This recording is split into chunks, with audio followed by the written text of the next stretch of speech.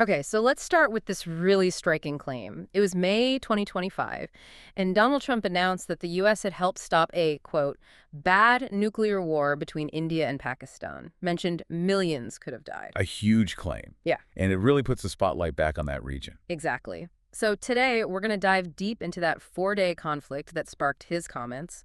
We'll look at the nuclear tensions that are always simmering there, and this really complex geopolitical situation involving the U.S., China, India, Pakistan. It's tangled web, for sure. Our mission, really, with this deep dive is to unpack all the source material, the articles, the research, the notes you've shared, to try and understand, how real was that nuclear threat? Why were the stories from the key players so different? And what does it all mean going forward? For South Asia, but also for global stability. Right. So, okay, let's unpack this. First, let's set the scene for this four-day blitz. It all kicked off with India's Operation Sindoor, early May 2025. And this was explicitly framed as a response to those terror attacks in Pahalgam back in April. Yes. So on May 7th, India launched what they called precision strikes. They targeted headquarters, training camps of Pakistan-backed terror groups. And crucially, they said they deliberately avoided Pakistani military installations. Right, and they communicated that, saying they didn't want to escalate further. That was their stated intent anyway. But Pakistan did retaliate pretty intensely. Over the next 3 days, the fighting really ramped up. How so? What did Pakistan do? Well, they used their air assets, high-speed missiles, even those loitering kamikaze drones we hear about. And they were targeting Indian air bases, military installations. It wasn't just border skirmishes anymore. A significant escalation then. But then, just like that, it stopped. Ceasefire on May 10th, only 4 days after it started. Very abrupt. And this is where it gets really interesting, because the narratives about why it stopped are just poles apart. Okay, let's break those down. What was India's official line? India basically said our superior firepower forced Pakistan to back down. They insisted they wouldn't be deterred by what they called nuclear blackmail. And they explicitly denied any nuclear signaling. Explicitly denied it. Their story was, we hit them hard, they couldn't take it, they asked for a truce. Simple as that, from their perspective. Okay. Then you've got the U.S. narrative, driven by Trump. Completely different story. Right. Trump publicly declared the U.S. was, victorious in stopping the war, prevented a potential, quote, bad nuclear war. He said they were very close to, I think he called it the N-word. Yes, he did. Uh-huh. And he attributed it to the great hatred between the two. And the really odd thing is, he announced the ceasefire before India or Pakistan did. That is strange. So what was Pakistan saying? Well, Pakistan's perspective adds another layer. They accused India of moving a nuclear-armed submarine close to their coast. A submarine, wow. Yes. Yeah. And they stated that orders were given to keep their own nuclear weapons in readiness. And later, Pakistan's army chief, Field Marshal Asim Munir, actually publicly credited Trump for defusing the whole situation. So three very different takes on the same 4 days. India says we won. Trump says I saved the world. Pakistan says we were ready for anything. Thanks, Trump, for stepping in. Exactly. It really highlights how narratives are constructed, doesn't it? Each version serves a purpose for the storyteller. It really does. What stands out to you most about these conflicting accounts? For me, it's how they reveal the underlying strategic goals. India projecting strength and independence. Pakistan highlighting the danger and seeking external validation, perhaps. And the U.S. wanting to demonstrate global leadership, especially Trump personally. The truth of the ceasefire is likely a messy combination of all these factors. Yeah, messy is probably the right word. And this wasn't happening in a vacuum, of course. We need to remember the history here.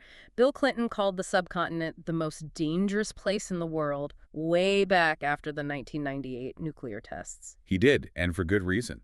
Even back then, in '98, both countries already had something like over 50 nuclear weapons each. And that number's only gone up since then.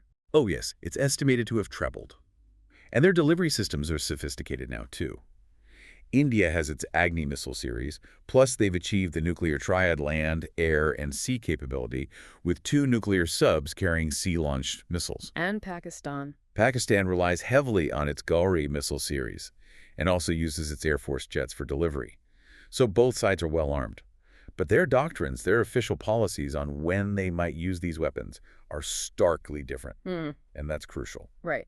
India has a no first use policy, correct? Correct. India says it won't be the first to use nuclear weapons. But, and this is a big but, if Pakistan does use them first, India pledges massive retaliation.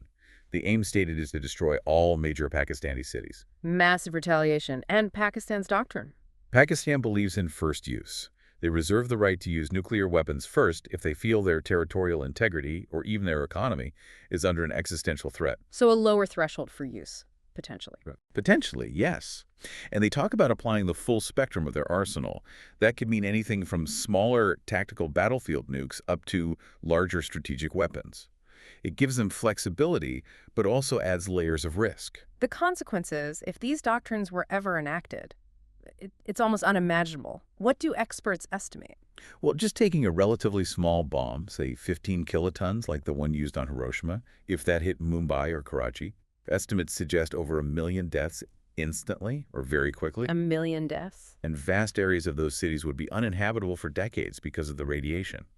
It's catastrophic on a scale that's hard to truly comprehend. It really is. And yet, this is the reality they live with. It is. Yeah. And adding another layer of complexity analysis by someone like Ashley Tellis, who's a well-regarded expert, suggests Pakistan might actually have a larger and more diversified nuclear arsenal than India. Really? Why? Tellis argues it's driven less by what India actually does and more by Pakistan's fervid imaginings of India's capabilities, as he puts it, almost a worst-case scenario view taken to the extreme. Yeah. And you mentioned tactical nukes earlier. Pakistan has those too. Yes, Pakistan has developed tactical nuclear weapons, smaller ones intended for battlefield use. And Tellis points out this creates hair-trigger complexity. Meaning? Meaning the decision to use them might be delegated lower down the command chain, maybe to relative juniors, in a crisis. This decentralization greatly increases the risk of things spiraling out of control very, very quickly. It really raises that question, who's actually got their finger on the button in a real crisis, and how stable is that control? It's a deeply unsettling thought. And this idea of mutually assured destruction, MAD, it's supposed to prevent war, but India and Pakistan have, as you said, come to the brink several times before May 2025. At least 3 major occasions, yes, where things got incredibly tense under that nuclear shadow. What were they? Can you briefly recap? Sure. First was the 1999 Kargil War, a really bitter conflict fought high in the mountains. But crucially, both sides had declared nuclear capabilities by then. Yeah. There was nuclear sabre-rattling. President Clinton had to step in forcefully and demand Pakistan withdraw its forces. Okay, Kargil 99, what else? Then in 2001, after the terrorist attack on the Indian parliament, tensions soared. India mobilized its military. Again, the U.S. had to intervene, pushing Pakistan hard to crack down on the terror groups involved to prevent a full-scale war. And the third, that was more recent, wasn't it? Yes, February 2019, after the Pulwama terror attack. India conducted airstrikes inside Pakistan, in Balakot. Pakistan retaliated, shot down an Indian jet, captured the pilot. It was incredibly tense. I remember that. Then U.S. Secretary of State Mike Pompeo later said they came close to spilling over into a nuclear conflagration. Pakistan again accused India of moving a nuclear sub, put its nukes on alert. It took direct mediation by Pompeo and National Security Advisor John Bolton to pull them back. So, Kargil 99, Parliament Attack 01, Pulwama 19, and now May 2025. Here's where it gets really interesting. How did this latest crisis compare? Was it closer this time? Well, some analysts certainly thought so. Lisa Curtis, who we mentioned earlier, called May 2025 the most serious Indo-Pak conflict since the 1971 Bangladesh War. Why? What made it different in her view? She pointed to the scope and breadth of the territory involved and the fact that they were targeting military installations deep inside each other's territory. It felt like the gloves were coming off in a way perhaps not seen since '71. And the U.S. reaction was, as we noted, initially hands-off, then suddenly very engaged. That shift seems significant. Extremely. You had Vice President J.D. Vance first saying it was none of America's business. Then, literally within 12 hours, he's calling Prime Minister Modi, urging de-escalation. And Modi's response? Reportedly very stern. He apparently warned Vance that any further Pakistani retaliation would provoke a response from India that was more forceful, stronger, and more devastating. Strong words. Despite that warning, Pakistan did retaliate again, didn't they? Operation Banyan Marsus. They did. On May 9th, around 8:03 in the evening, they launched waves of strikes, drones, heavy artillery, missiles on, reports say, 26 sensitive Indian locations. 26 locations. And wasn't there a missile aimed near Delhi? Yes, a Fatah-2 missile targeting the Delhi airport area. It was intercepted near Sirsa, thankfully. But targeting the capital's airport zone, that's a major escalation in intent. So India's response to that? Fierce. In the early hours of May 10th, India used its BrahMos hypersonic cruise missiles. Very fast, very hard to intercept. They targeted 8 Pakistani air bases. Including one near the capital and military HQ. Exactly. Nurkan Air Base. It sits strategically between Rawalpindi, where the Army HQ is, and Islamabad, the capital. It's also known to be close to Pakistan's nuclear command and control headquarters. Hitting that base sends a very pointed message. And India released photos of the damage. They did. Plus, the Indian Navy moved its main strike fleet near Karachi, seemingly ready for blockade orders. India was showing it could hit hard, and from multiple directions.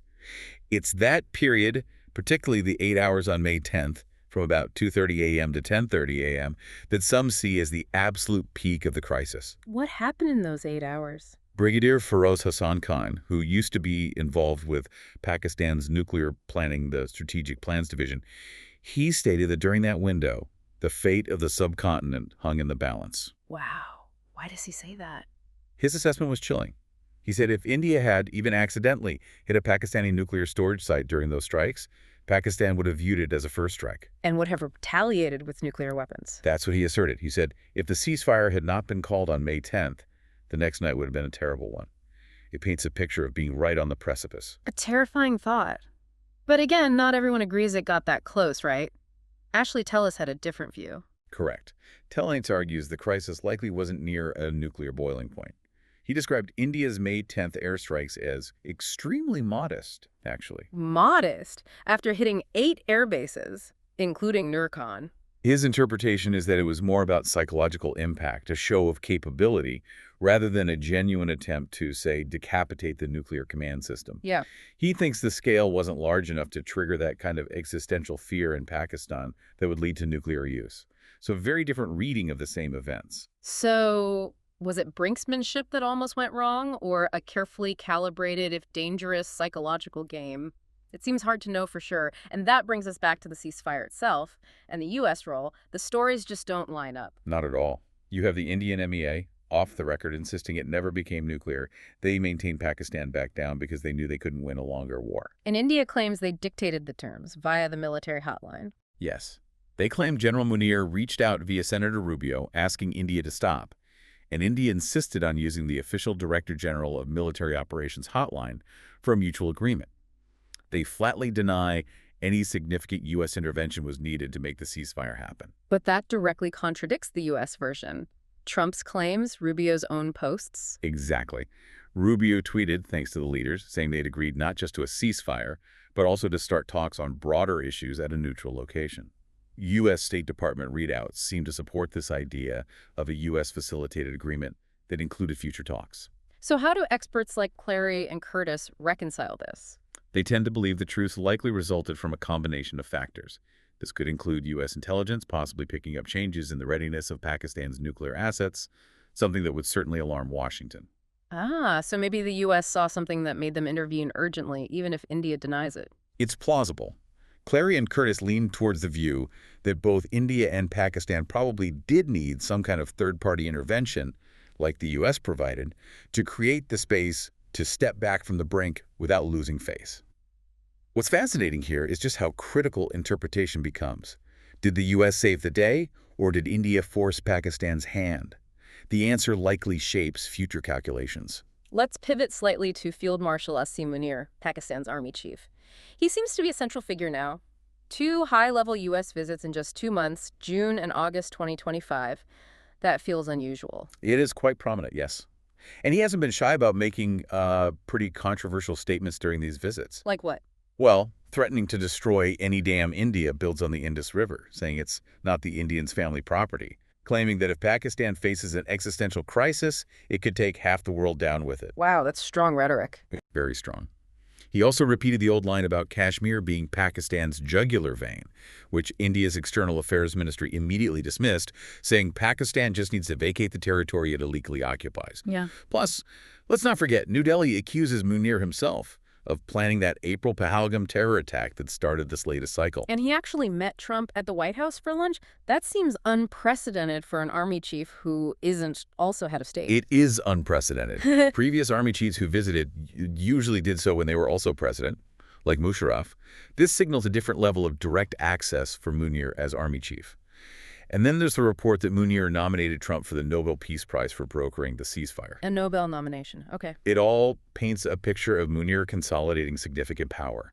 And if we connect this to the bigger picture in Pakistan, it seems he's achieved this unchallenged political power, as some sources call it, without needing a formal coup, unlike past army chiefs. Pakistan has a relatively weak civilian coalition government under Shehbaz Sharif, and the economy is struggling, heavily reliant on IMF bailouts. And the army has stepped into that vacuum? Increasingly so, yes. They've positioned themselves as key players in managing the economy. Even Pakistan's own defense minister, Khawaja Asif, described the system as a civil-military hybrid model, where the military holds a major share of power out of practical necessity. Munir's prominence in the U.S. seems to reflect his status as the de facto power broker back home. Which brings us to the wider geopolitical game. The U.S., India, China. In August 2025, the U.S. hit India with 50% tariffs on exports. That was right around Munir's visit. Coincidence? Well, it certainly sparked debate. Was it tactical hedging by the U.S. balancing its relationship with India by showing warmth to Pakistan? Or was it part of a bigger shift? The stated reasons for the tariffs were trade imbalances, India's digital trade rules, and its continued discounted oil imports from Russia. But the timing, alongside Munir's visit, raised eyebrows. Definitely. And it highlights the levers the U.S. has. Pakistan relies on the U.S. market over $6 billion in exports in FY 2025. There's interest in Pakistan's critical minerals, like copper and maybe lithium in Balochistan. And historically, Pakistani airspace was vital for U.S. drone ops in Afghanistan. These are points of leverage. But countering that, you have China's massive influence in Pakistan. CPEC, the economic corridor. Yes, the $62 billion China-Pakistan economic corridor is huge. China supplied over 80% of Pakistan's arms imports recently, and they leased the strategic Gwadar port, which could potentially support Chinese naval vessels. China is deeply invested. So the U.S. is trying to manage its relationship with Pakistan, which has these deep Chinese ties, while also relying on India as its main regional partner against China. That sounds complicated. It's incredibly complicated, especially given the huge asymmetry between India and Pakistan. India's economy, its military budget, they dwarf Pakistan's. And the U.S. strategy of integrated deterrence, how does that fit in? That's about strengthening the collective defense capabilities of democracies in the Indo-Pacific, primarily to counter China. India is central to that. The subtle message to Pakistan might be that, despite U.S. engagement, the broader trend of strengthening India and its allies could leave Pakistan increasingly constrained or isolated if it aligns too closely with China against regional partners.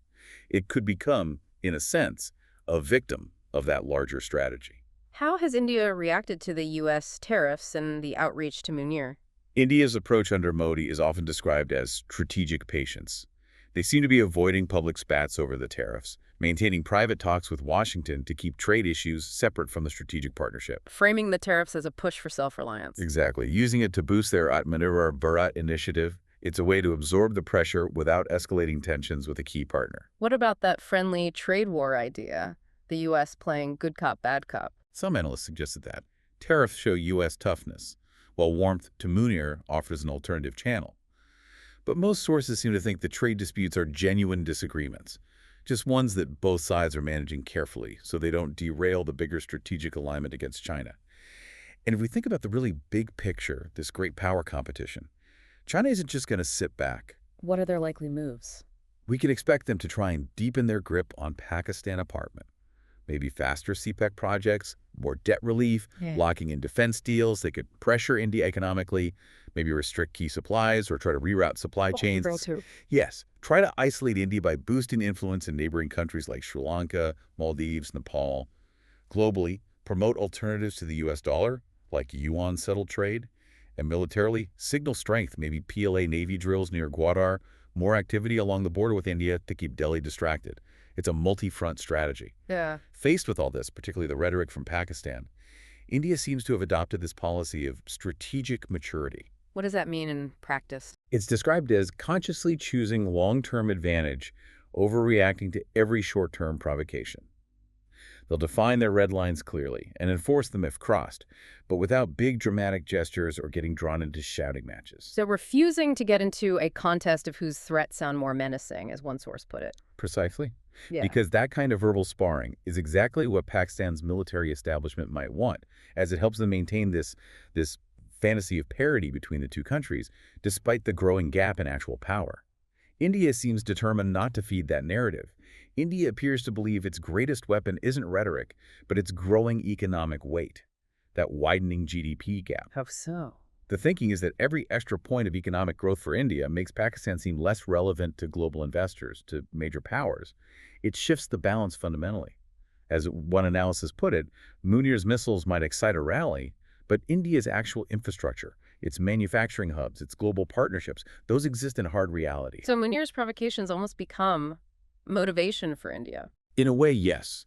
Motivation to double down on economic reforms, speed up infrastructure, expand influence, until the whole idea of India-Pakistan parity just seems, well, laughable, as the source said. And that's why, even when the U.S. engages with Munir, India likely sees it as tactical leverage by Washington, not a fundamental strategic shift away from India. Because ultimately, the U.S. needs a strong India for its long-term Indo-Pacific strategy against China. It's a powerful concluding thought from those analyses. The surest weapon against Pakistan's immaturity is not argument, not escalation, but the steady construction of an India so secure in its strength that no spurt of adventurism can alter its path. It leaves us, though, with this sense of a very tenuous truce. And you still have highly nationalistic, jingoistic publics on both sides, who perhaps seem worryingly unaware of the grave dangers of a nuclear miscalculation. That risk hasn't vanished. No, it certainly hasn't. It really reminds me of that line from, I think it was the movie War Games, about nuclear war. A strange game, the only winning move is not to play. A classic line and very apt here. So as we wrap up, maybe the thought to leave with you, our listener, is this. What does it really mean for nations like India and Pakistan to not play this incredibly dangerous game? How do you build systems, maybe architectures, that can de-escalate these things immediately before leaders get tracked by their own rhetoric, by commitments that push them towards a war nobody truly wants, something to mull over as you navigate this complex world?